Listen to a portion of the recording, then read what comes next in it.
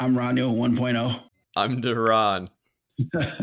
Yes, and if you see guys, I had to move around a bit, so it looked kind of weird and monkey, but it's okay. I'll be back to normal next week. But right now you're getting 1.0, so it's not as bad as I want to say the other version. I think the other version was 0000.000001. Like, yeah, that was that bad. But yeah, so anyways, today I think it'd be great to talk about something very questionable. But before then, I'm drinking some half and half tea. I don't know if anybody can see that. Not water today. So Lipton, is that Lipton? Yeah. But anyway, let's talk about something, DaRon, where we've seen a lot of basically people prematurely rating or marking severities without actually having enough proof or evidence, and also the issues between whether when you rate something critical versus high, and whether it's critical should be unauthenticated or authenticated. So, what are your thoughts about something? I mean, there was a lot of things that I just shoot around there, but So I think one of the most important things when you're trying to rate any vulnerability is you have to first understand how you're doing your rating system. For example, way back when we used to do likelihood times impact equals risk, right?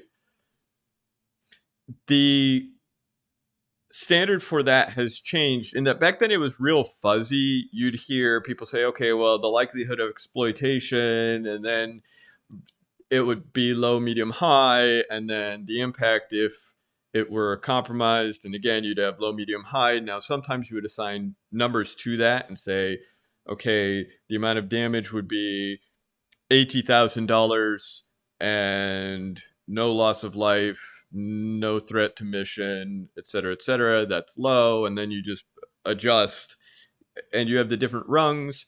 That was an attempt to take the opinion out of it and make it a little more scientific, or at least repeatable.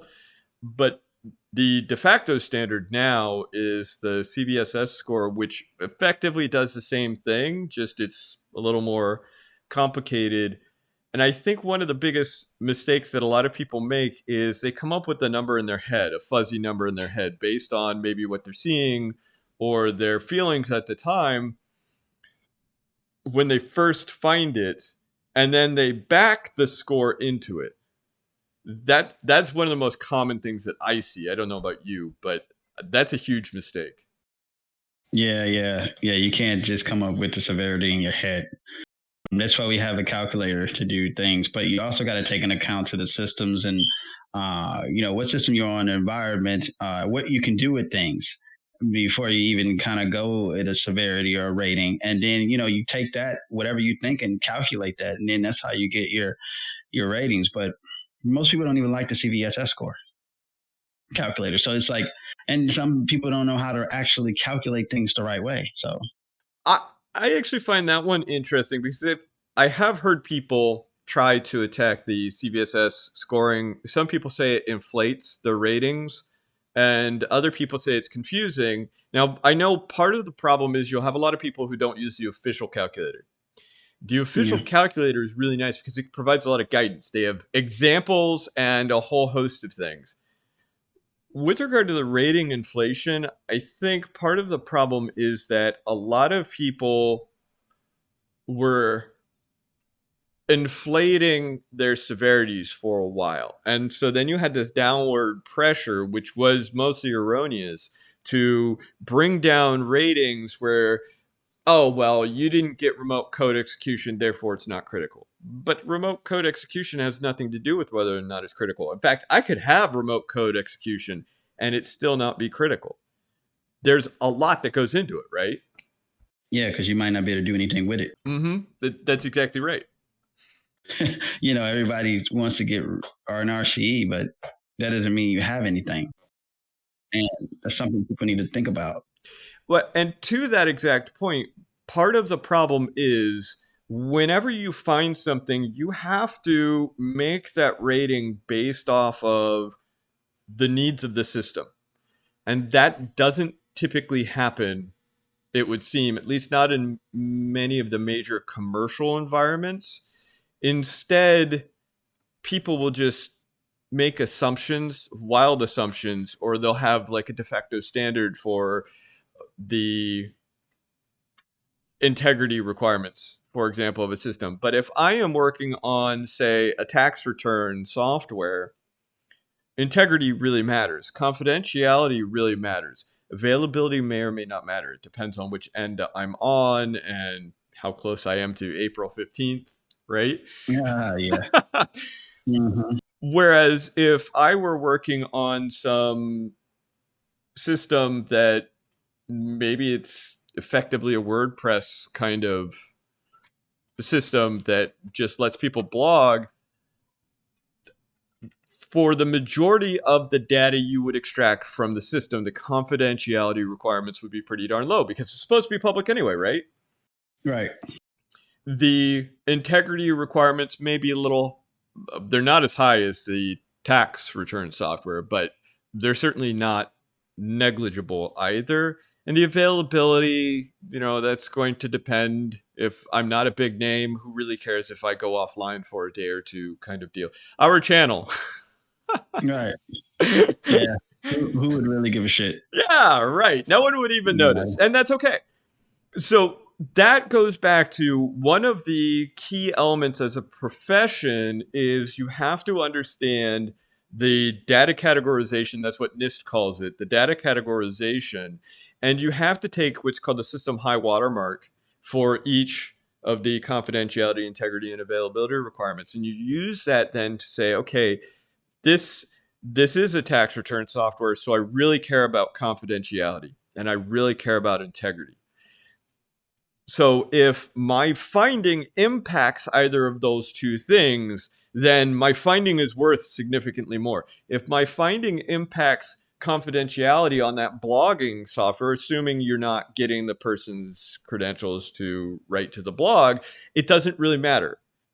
Nobody cares, right? It's already public anyway. And I've actually seen findings like that. I don't know about you, but I've seen where a public system got hit for confidentiality issues because I could issue arbitrary queries and pull arbitrary data pertaining to what it is you're already displaying. So it's not like you're giving them anything extra. Maybe you're even, oh, look, I can see the file IDs and I can see the file names. So that's great because you could see the file IDs when you went to download it too.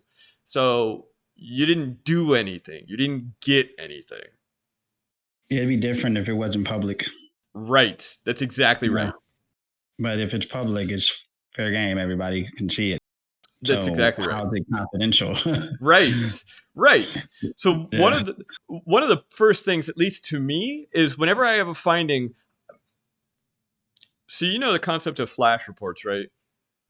So while we have flash reports from, I don't want to say their name, but they were saying you only give out flash reports for criticals, and the reason why we have flash reports is to let the client know when something is, basic unauthenticated and something actually critical has happened to their system so they could report it. Now, I could be wrong about this because I don't believe that's true. I don't believe flash reports are just all about just critical thing, but that's what I was told. It was because they wanted to give clients notification about when there was a critical thing that would affect their system right away and that they needed to patch. But I don't think that's right. So flash reports, yes, some of these companies have different policies. The whole point and purpose was that you needed a mechanism for when you found a vulnerability so egregious that the system needs to be either taken offline or fixed or investigated right now.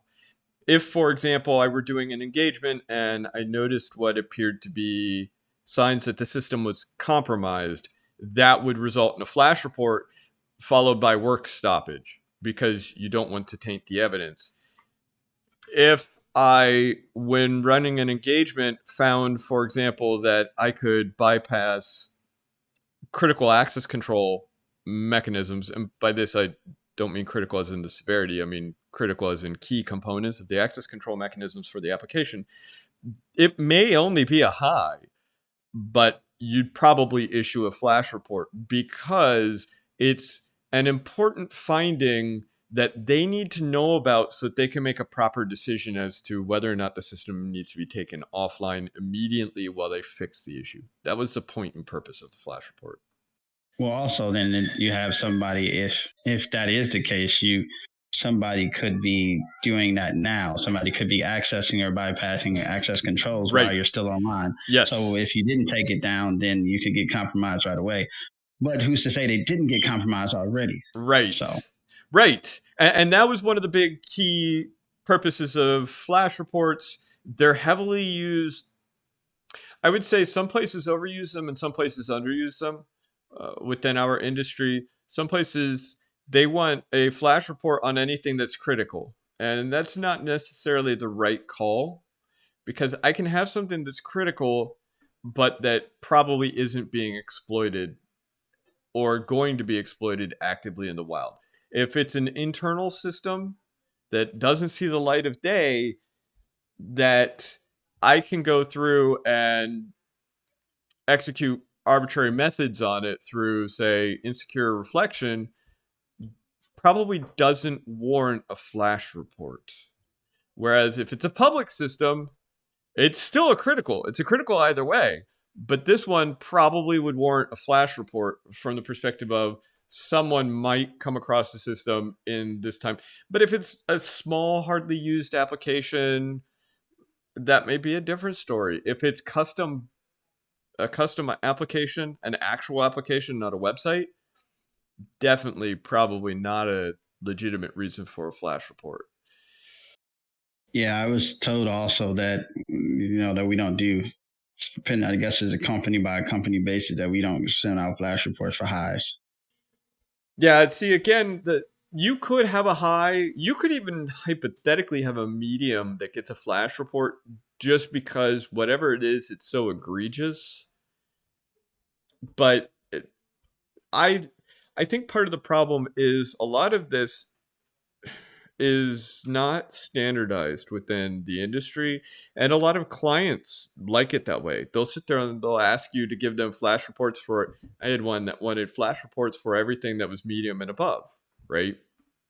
Day 4 of the engagement, they sent me an email asking why they hadn't received a flash report and joking that it must be that their software is just that great because it's so well written. That seemed like half jest, and I responded with, oh, no, I have findings. I'm just not done writing them all up. Because I'll tell you, the biggest problem I have with the way people do flash reports, where it is based on criticality, is that I don't necessarily know the criticality the moment I find, in fact, you never know the criticality the moment you find the vulnerability. You have to find it and then feel it out. And that usually takes some time. So typically, it's at least a couple days before I even start to say, okay, well, what might be the score? And I certainly am not pulling out the calculator and determining the score right then and there. That's ludicrous. And I think that's one of the biggest mistakes that people make right now is they think they found something big. So before they actually do all the research to present a cohesive, coherent story, they send out a flash report. Yeah, I don't believe in doing so. I believe, like I do something similar, I wait until later on. And I normally put my stuff in categories, but that doesn't mean that's the end all be all. It's subject to change. And then I normally go and see what I really have and then rate them on what I have, because something I might think is a high might not really be a high because it might only allow me to do certain things. And that means that it could be lower than a high. Or it could be lower than a critical or something like that. But I think people prematurely do things without actually thinking about it. Right. So that's the biggest thing that I wanted to mention today. It's like you, as security professionals or cybersecurity professionals, we got to approach things in a different mindset. We can't prematurely do things, and that's how we do with everything a lot. We kind of just jump out there and say, oh, we got this great thing, and then you kind of find out later on and you don't have it. Right. And then it's embarrassing. It's embarrassing. Yes. Trust me, I know. It's embarrassing going to a client and say, "Oh, well, I thought I had something, but I really don't have something." You know. Yes. I thought it was critical, but then I actually tried to do something with the data that I stole, and I couldn't. I Hmm. couldn't get this key to work. I couldn't get these credentials to work. I thought I had SQL injected. I'll give you a great example. An engagement I recently did that you saw the report for. Yeah. When I hit it, yeah, there's SQL injection in it. But I couldn't do anything with that SQL injection. And there were two reasons. Number one, I was out of time. And number two, it appeared that it was a very complicated system because it actually wasn't just SQL injection. It was SQL injection, it was SQL injection. You could inject uh, JavaScript and things like that for it connected to SharePoint. And so you could inject SharePoint JavaScript, but I didn't get the chance to feel out exactly what all you could do because what I found was okay, I can add a clause or I can add a some kind of conditional, right? Well, being able to add a clause or a conditional doesn't give you anything. What can I actually do? So in the end, I put that as a best practice, and I noted in the report that I'd run out of time for that part. I'd already found a whole bunch of findings anyway, really, really big findings anyway, but that I wanted to make it known that, hey, you have this problem. We didn't get to fully explore it. Be aware of it so that you guys can start working on it. And they're going to do whatever they do with it. But I think a lot of people would have immediately said, I threw in and 1 equals 1, and that responded in this way, and 1 equals 2 responded this way, and 1 not equal to 2 responded this way. And so we have SQL injection, therefore it's a high or a critical or what have you. But that would have been wrong because you couldn't union select on it. You couldn't do a lot of things on it, and you wouldn't know that without probing it extensively. And you had to manually probe this particular application because of the way it was set up. You couldn't just, for example, throw a SQL map at it because it wouldn't work. Yeah, it's crazy. Like I say, cybersecurity professionals out there, everybody, we need to stop doing this. And we need to stop saying that CVSS score is not the standard when it is, and start using the damn calculator, right? Use a calculator to come up with your scores. And it will help you a lot because people can't argue, client can't argue with what's the standards, and we're not talking about an OWASP calculator. We're talking about this, one of those, like what is the other one, First or something like that. Yeah. That people use those, whatever, but you should definitely start using CVSS scoring and using that along with whatever you found, like whatever you deem the system to be. You guys know the system better than anybody else would, but don't prematurely just throw out, hey, I think I have this, and you don't have shit, because the client may come back and say, hey, you don't have anything. Right. Why are you doing? Trust me, we've been through it. You've been through it. You've seen it before with experience. You see this, that clients will come back and fight you on things if you don't have enough proof or evidence to show it. They'll fight you even if you do have proof and evidence. Yeah, because they don't want high or critical highs or nothing on their reports. They normally want a clean slate, and they don't want to tell their customers how bad they suck. So, you got to think about that. You got, as cybersecurity professionals, we're telling them every day how much their stuff sucks. Not literally, but that's pretty much what you're doing. You're shoving in the face, say, hey, your baby sucks. Right. Clean it up. You know what I'm saying? So it's best to do things the right way the first time, so it'll save you a lot of drama in the end. So, and that's kind of what we're trying to do here, is give people very good tips and tricks and in the field to not have to go through some of these things. Because not only is it embarrassing, it also looks bad on the rest of your report. If I produce this flash report saying, hey, I have a critical and I'm able to do cross-site request forgery, and it's a critical because I'm able to use cross-site request forgery to shut down your server, reconfigure everything, and do all of these horrible, horrible things, and steal all your data. But then I have to back off from that because I start playing with it, and it turns out that no, I made some bold, brash assumptions, and all of those assumptions fell by the wayside. I could only do cross-site request forgery on 2 pages, and none of those pages would allow me to do anything important. I didn't have anything else that I could feed off of, say cross-site scripting or anything of that nature. So ultimately, the only thing I could do with my cross-site request forgery was print some file or something ludicrous like that, right? But that's not a critical. And now you look silly, and now they're going to question everything on your report because, well, you said this was a critical, and you said you could do all these things in your flash report, but you couldn't. So I don't think you could do any of the other stuff on your report. And that's, we talked about it before, right? You have a lot of people where they'll back down on their ratings when a customer presses them. That's not good either. I don't believe that in doing that. I believe that it's on the customer to accept the risk. It's not on us to do that.